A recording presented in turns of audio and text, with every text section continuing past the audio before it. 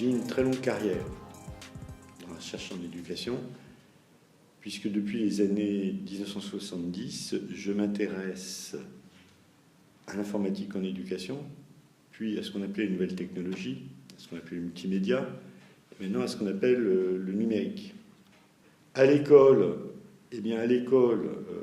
l'informatique ou le numérique intervient principalement sous trois aspects. D'abord, effectivement, comme technologie éducative, on en parlera tout à l'heure, c'est-à-dire c'est un ensemble d'outils, d'instruments qui supplèent l'enseignant, qui donne de nouveaux instruments pour enseigner.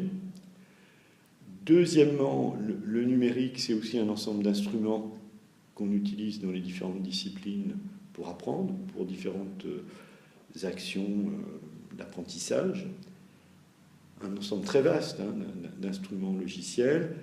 Et puis enfin, à l'école, le numérique, c'est l'informatique. Et je me suis beaucoup intéressé à la didactique de l'informatique. Donc les recherches que j'ai menées sont d'un côté sur la technologie éducative, avec toute la dimension enseignement assisté par ordinateur, enseignement intelligemment assisté par ordinateur, environnement interactif pour apprentissage avec ordinateur, et puis plus récemment EIAH.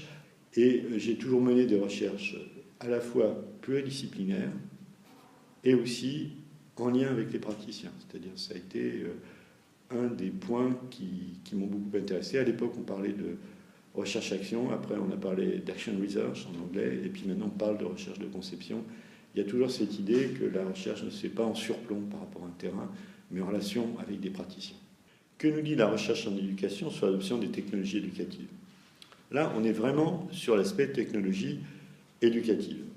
S'il fallait le dire comme ça en 2 minutes, je crois qu'il faudrait d'abord rappeler les théories de Larry Kuban sur les cycles qui sont liés aux technologies éducatives. Et donc pour chaque technologie éducative, depuis la radio, finalement, depuis l'audiovisuel, le visuel, l'audiovisuel, la radio, l'informatique, on voit des cycles qui sont un peu les mêmes, c'est-à-dire une vague d'enthousiasme, l'apparition de prophètes, de marchands, des espoirs qui sont exagérés, et puis une réalité qui fonctionne moins bien que ce qui avait été espéré, et à ce moment-là, un temps de désillusion, parfois d'opprobre à l'égard des enseignants, et parfois ensuite aussi à l'égard des politiques. Et puis il y a un nouveau cycle de technologie qui arrive, donc Larry Kuban a ainsi une théorie des cycles dans le champ de la technologie éducative. Et en fait, les résultats de recherche convergent assez bien sur le fait que les technologies, lorsqu'elles sont utilisées pour appuyer l'action professorale, commencent par complexifier la situation didactique, et que les enseignants, très logiquement, donnent la préférence à ce qui renforce leur contrôle sur le groupe classe. C'est-à-dire, on ne peut pas espérer que des enseignants se mettent en danger face à leurs élèves et risquent de perdre la face. D'ailleurs, il me revient une étude qui avait été faite, je crois, dans les années 90 par un collègue israélien qui s'appelle Jacob Katz, qui avait eu l'idée de faire passer à des enseignants innovateurs avec l'informatique un questionnaire de personnalité. Et il était arrivé à la conclusion très claire que les innovateurs, ils avaient tous, disons, une propension à aimer le risque, à aimer, et ça on ne peut pas l'espérer de tout le monde. Donc ça veut dire que les choses changent, mais elles changent très lentement, et ça se mesure en multiples de 10 ans. Le système éducatif change selon des temps caractéristiques de l'ordre de la dizaine d'années, ou du multiple de 10 ans. Et ceux qui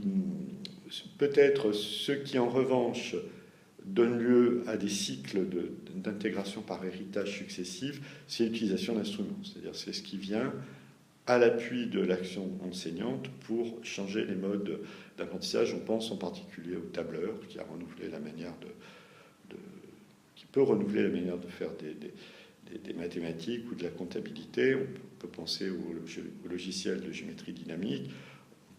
Tous ces instruments-là qui rentrent progressivement dans l'action professorale. Mais aussi tout ce qui est l'expérimentation assistée par ordinateur en sciences, par exemple.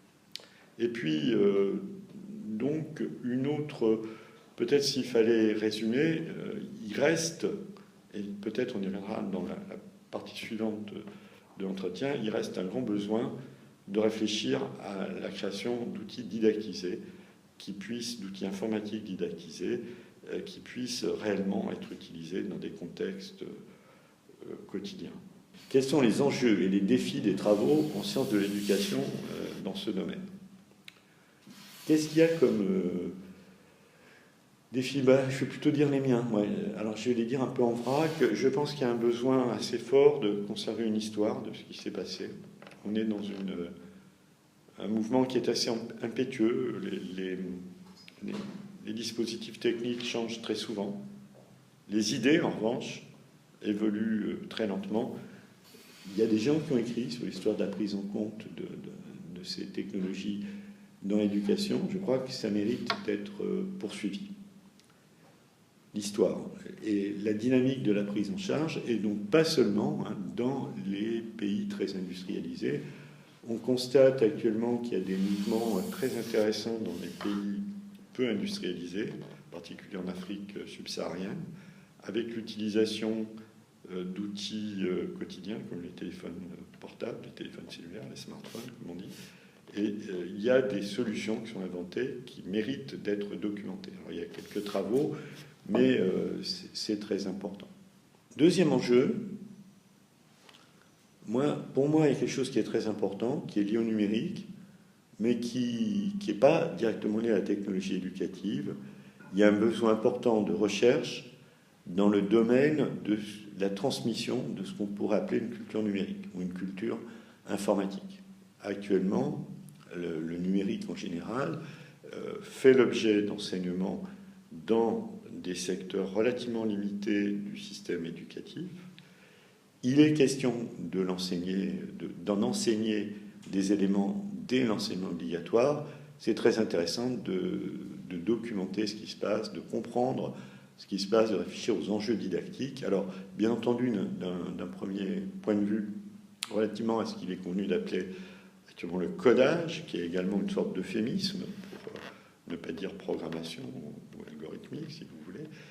Là, on a un certain nombre de travaux de recherche récents qui montrent que même de très jeunes enfants sont capables de ce qu'on appelait dans les années 80 une pensée logistique. C'est-à-dire ils arrivent à enchaîner les choses. On parle plutôt maintenant de pensée informatique ou de pensée computationnelle. Donc ça, c'est très important, mais ça n'est pas tout. Un autre défi qui m'a l'air fondamental, c'est celui de comprendre comment les ressources numériques sont utilisées pour enseigner. On est désormais dans une éducation qui est énormément fondée sur des ressources. Une partie de ces ressources est mise à disposition par des donneurs d'ordre qui ne sont pas dans le système éducatif. Il y a une très large activité des enseignants, en particulier en France, pour créer des ressources, pour les diffuser. Il y a des communautés qui se mettent en place.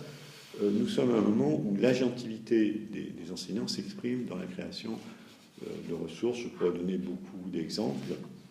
Je pense en particulier à Césamat en France en mathématiques, mais il y en a beaucoup d'autres. Là, cette question des ressources, c'est vraiment une question brûlante. Et puis, je distinguerai également un dernier point, ou deux derniers points, c'est-à-dire il y a une modification de l'offre éducative actuellement, qui est allée dans le sens d'une industrialisation pendant longtemps. Certains ont parlé d'une McDonaldisation de l'éducation qui serait possible.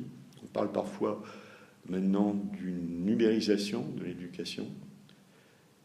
C'est des systèmes où il y a finalement non pas marginalisation de l'intervention humaine, mais substitution à l'initiative humaine de ressources objectivées qui sont calculées par des algorithmes. C'est-à-dire il y a des nouveaux modes peut-être d'intermédiation algorithmique qui se développent et qui justifient tout à fait qu'on mène des recherches là-dessus.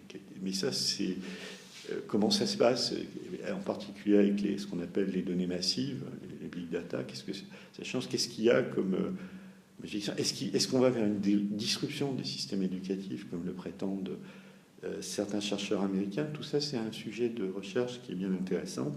Et vraiment, pour finir tout à fait, je crois que les situations d'apprentissage au travail sont un thème qui est très important à aborder. Apprentissage au travail avec une montée peut-être d'un apprentissage un peu informel, avec des injonctions à travailler collaborativement, avec l'introduction d'une série de plateformes qui changent l'apprentissage de ceux qui sont en entreprise.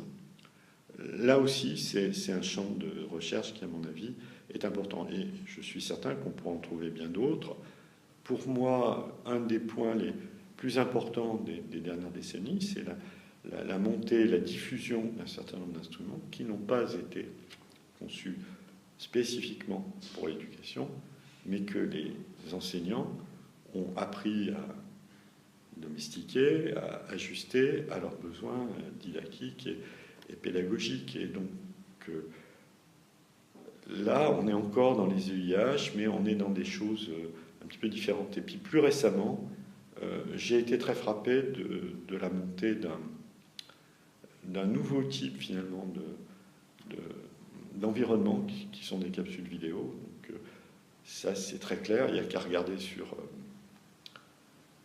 un grand service comme YouTube ou l'équivalent.